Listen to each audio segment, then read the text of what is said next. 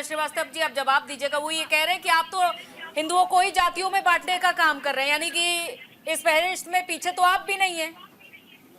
अंजलि जी, आज एक वीडियो आया है, एक भाजपा के विधायक भाजपा की मीटिंग में प्रभारी मंत्री को एक रिपोर्ट सौंप रहे हैं और बड़ी खीज है उनके स्वर में कि आखिर हम जनता से कितना सहें, क्योंकि एक सरकारी अस्पताल में प्रसूति के लिए पैसा वसूला जा रहा है, डॉक्टर दारू पी के इलाज करने आता है और 2 महिलाएं मर चुकी। ये बीजेपी की हालत है, उनके खुद के विधायक शिकायत कर रहे हैं। आप इस बात का जवाब नहीं दे पा रहे हैं। मैं उसी पर हूं, यश श्रीवास्तव जी, मुद्दा कुछ और है। अंजलि जी, मैं विषय से इधर उधर नहीं हूं, मेरी बात ध्यान से सुनिए।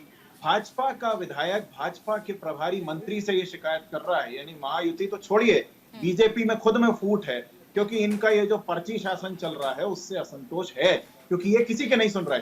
अब महाराष्ट्र में ये बताते हैं, ये सबको सिखा रहे हैं यहाँ पे कि भाई सेक्युलर शब्द के मतलब नहीं है, ये नहीं है, वो जो भी है, लेकिन इनसे पूछिए कि भैया धारावी कौन से किसी एक ही हिंदू को क्यों दे रहे हो धारावी? वो भी धारावी में 600 एकड़ जमीन है, ये 1500 एकड़ जमीन देना चाहते। क्यों आप महाराष्ट्र में सब जगह प्रोजेक्ट दे रहे हो? क्यों मुंबई में लैंड पार्सल हो रहे हैं?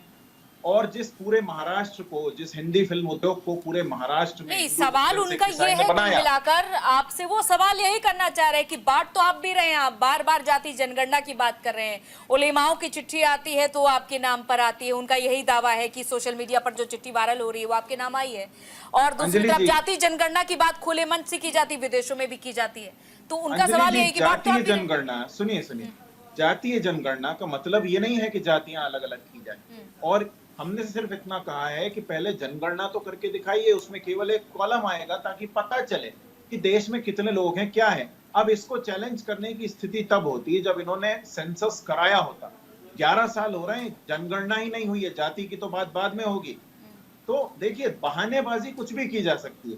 मैं ये कह रहा था कि जिस महाराष्ट्र में हिंदी फिल्मोद्योग खड़ा हुआ, हिंदू मुस्लिम सिख ईसाई सबने अपने अपने काम किए, उसमें जाके आप तो बटेंगे फिर कटेंगे तो नहीं, सभी बट गए। उनका यही मानना है कि फिर तो आप भी बांटने का काम कर रहे हैं। अगर वो बटेंगे तो कटेंगे का नारा दे रहे हैं, तो आप भी बांटने का काम कर रहे हैं। नहीं, देखिए, किसी भी महाविकास अघाड़ी के किसी भी क्षेत्रीय दल ने ऐसी कोई बात नहीं उठाई है जैसी इस समय इनके इस नारे के लिए उठ रही है, क्योंकि जब ये अपने यहाँ टीवी बहस में अपने ऊपर काबू नहीं रख सकते, ये हिंदू मुस्लिम की बात किए बिना नहीं रह सकते। हम तो आपसे मुद्दों की बात कर रहे हैं, महाराष्ट्र के रोजगार का क्या, धारावी का क्या, महाराष्ट्र के किसानों का क्या, एमएसपी कैसे होगी, महिलाओं को हम फ्री बस सेवा देने की बात कर रहे हैं।